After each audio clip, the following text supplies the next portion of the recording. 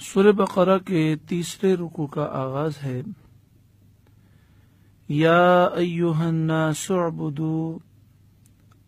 ربکم الذی خلقکم، اے لوگوں اپنے رب کی عبادت کرو جس نے تمہیں پیدا کیا، والذین من قبلکم، اور تم سے پہلے لوگوں کو پیدا کیا، لعلکم تتقون،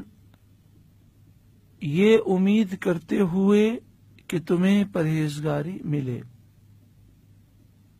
قرآن مجید فرقان حمید کے شروع میں سورہ بقرہ کی ابتدا میں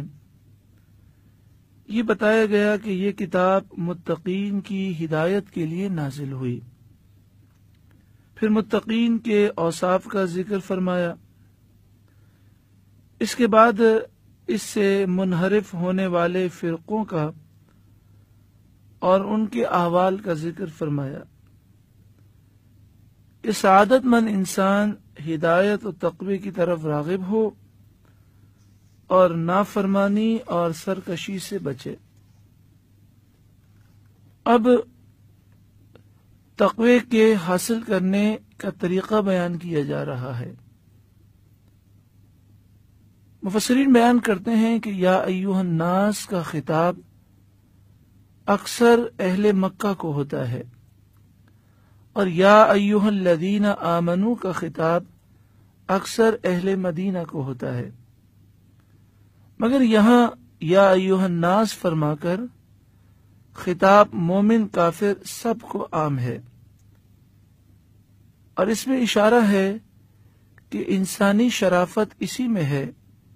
کہ آدمی تقوی پرہیزگاری حاصل کرے اور عبادت میں مصروف رہے۔ اس آیت کریمہ سے معلوم ہوا کہ کافروں کو بھی عبادت کرنے کا حکم ہے، جس طرح بے وضو آدمی کو بھی نماز پڑھنے کا حکم ہے، لیکن بے وضو آدمی کی نماز نہیں ہوتی، تو اس کے لیے ضروری ہے کہ پہلے وضو کرے اور نماز ادا کرے۔ اسی طرح کافروں کے لیے بھی عبادت ضروری ہے، لیکن کافر کی عبادت قبول نہیں ہوتی، اس لیے اس پر ضروری ہے کہ ایمان لائے اور عبادت کرے۔ اس آیت کریمہ میں ارشاد فرمایا لعلکم تتقون، عبادت کرو اس امید پر کہ تمہیں پرہیزگاری تقوی نصیب ہو۔ اس سے معلوم ہوا کہ عبادت کا فائدہ عبادت کرنے والے کو ہی ملتا ہے۔ اللہ تعالیٰ اس سے پاک ہے کہ اس کو عبادت یا اور کسی چیز سے نفع حاصل ہو۔ آگے ارشاد فرمایا الذی جعل لکم الارض فراشا، وہ رب جس نے تمہارے لیے زمین کو بچھونا بنایا، والسماء بناء، اور آسمان کو عمارت بنایا، وانزل من السماء ماء، اور آسمان سے پانی اتارا یعنی بارش نازل فرمائی، فاخرج به من الثمرات رزقا لکم، تو اس سے کچھ پھل نکالے تمہارے کھانے کے لیے، فلا تجعلوا للہ اندادا وانتم تعلمون، تو اللہ کے لیے جان بوجھ کر برابر والے نہ ٹھہراؤ،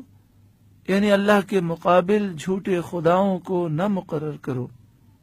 اور ان کی پوجا نہ کرو۔ اس آیت کریمہ میں